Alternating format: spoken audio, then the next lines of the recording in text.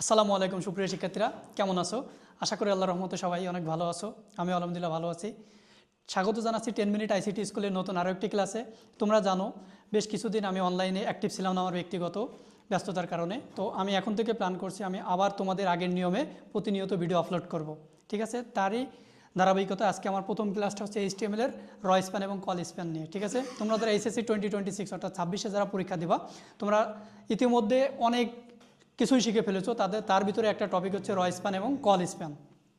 তো তোমরা যারা 26-এ পরীক্ষা দিবা, তোমাদের টেস্ট পরীক্ষা কিন্তু জানুয়ারি মাস থেকে। তো এই টাইপের কোশ্চেনগুলো তোমাদের আসতে পারে, খুব ইম্পর্টেন্ট গদাগের জন্য। ঠিক আছে, তো এই HTML টেবিলটা আমরা কীভাবে সলভ করবো সেটা হচ্ছে আমাদের মূল ক্লাস।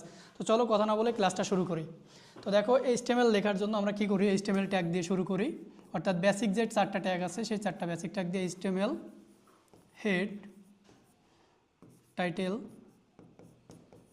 টাইটেলটা কি যে কোনো একটা নাম দিয়ে সেভ করতে পারি। আমি ধরো টেবিল নাম দিয়ে সেভ করলাম। দেন হেড ক্লোজ, বডি শুরু, এরপর টেবিল ট্যাগ, টেবিল বর্ডার 1।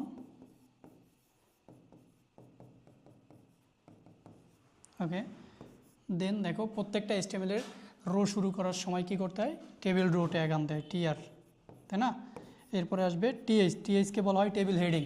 এবং প্রথম দেখো এইচএসসি রেজাল্ট যে লেখাটা আছে এটা কিন্তু আমাদের এই যে দুইটা কলাম আলাদা না হয়ে কি হয়েছে, একটা কলামে পরিণত হয়েছে। এজন্য এখানে কি আসবে, কল স্প্যান নামক একটা অ্যাট্রিবিউট,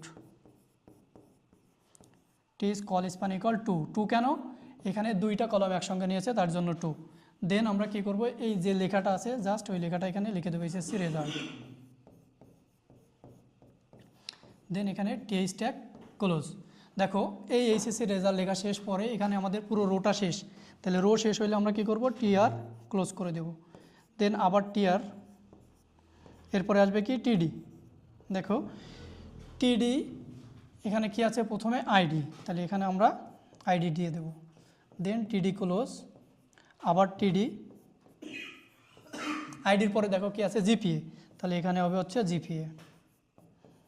দেন TD ক্লোজ, তারপরে কি হবে, TR ক্লোজ।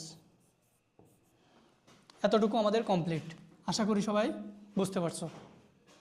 তারপরে দেখো আমাদের নেক্সট রো এটা। দেন আমরা এখানে কি করব, আবার TR শুরু করব, TD কত আছে, 101। দেন TD ক্লোজ, আবার TD। দেখো এখানেই কিন্তু আমাদের র স্প্যানের কাজ, অর্থাৎ এই 101-এর পরেই কিন্তু আমাদের এপাশের কলামের কাজ, তাই না? তাহলে 101 শেষ করার পরেই আমাদের এখানে TD-তে 5.00 যখন আসবে তখন কি হবে, র স্প্যান নামক অ্যাট্রিবিউট। র স্প্যান ভ্যালু কত হবে, অ্যাট্রিবিউট 2, কারণ কি এখানে দুইটা রো নিছে, এই যে একটা রো। দেন এখানে 5.00 আছে, 5.00 বসে গেল। এরপরে এই যে TD শুরু হয়েছিল, TD ক্লোজ। এখানে 5.00 শেষ হওয়ার সঙ্গে সঙ্গে কিন্তু আমাদের এই রোটাও ক্লোজ, তাই না? তাহলে এখানে এসে আমরা কি করব, TR ক্লোজ করে দেব। দেন আমাদের নেক্সট ফাইনাল রো, আবার রো শুরু করলাম, TD 102, TD ক্লোজ। এখানে কিন্তু আমাদের আবার এই 5.00 এটার কাজ করা লাগবে না, কারণ ওইটার কাজই আমাদের এই র স্প্যান করে দিয়েছে, তাই না? সো আমাদের পুরো টেবিলটা কিন্তু এখন কমপ্লিট। এই জন্য এখানে আমরা টেবিল রো ক্লোজ করে দিলাম। এরপর আমাদের যে ট্যাগগুলো ক্লোজ হয় না সেই ট্যাগগুলো ক্লোজ করে দেবো। যেমন প্রথমে আমাদের টেবিল ট্যাগ ক্লোজ হয় না, এই জন্য টেবিলটা ক্লোজ করব। এরপরে বডি ক্লোজ। দেন লাস্টে HTML দিয়ে শুরু হয় এবং HTML দিয়ে শেষ হয়, এটা কিন্তু তোমরা সবাই জানো, তাই না?